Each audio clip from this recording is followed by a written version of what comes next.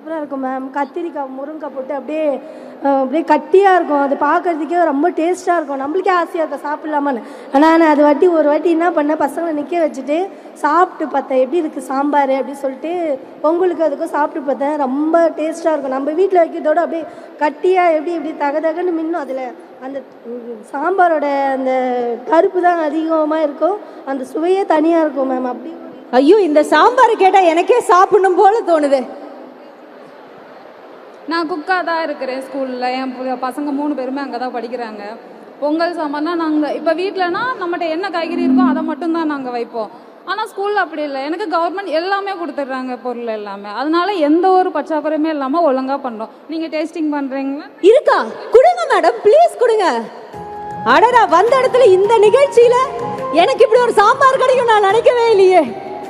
வாங்க மேடம்.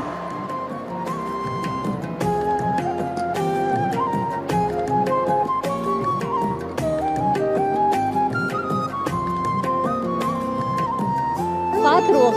வாங்க, இங்க வாங்க, நடுவுல வாங்க. என்னப்பா சாம்பார் நல்லா இருக்குமா? மயக்கம் போட்டு விட மாட்டேனே. இந்த காலை உணவு சாம்பார் எப்படி இருக்கும்? கல்யாண சாம்பார் மாதிரி இருக்குமா? ஒருத்தர் என்ன மேடம் 5 நாளுமே சாம்பார் செய்வீங்க? ஸ்கூல்ல 5 நாளுமே சாம்பார் தரோம். எல்லா டிஷ்ஷுக்குமே கம்பல்சரி சாம்பார் செஞ்சு தரோம் பிள்ளைங்களுக்கு. வீட்டில் இருந்தால் ஒரே வாட்டி தான் செய்வோம். ஆனால் ஸ்கூலில் தினமுமே சாம்பார் வச்சு தரோம்.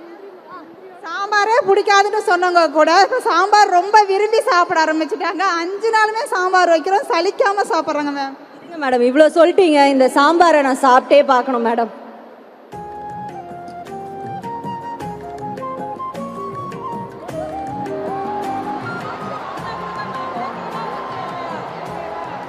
ஐயோ, நிஜமாவே அருமையா இருக்குங்க சாம்பார். மேடம் இந்த கையில சமைச்சீங்க, வச்சுக்கோங்க மேடம்.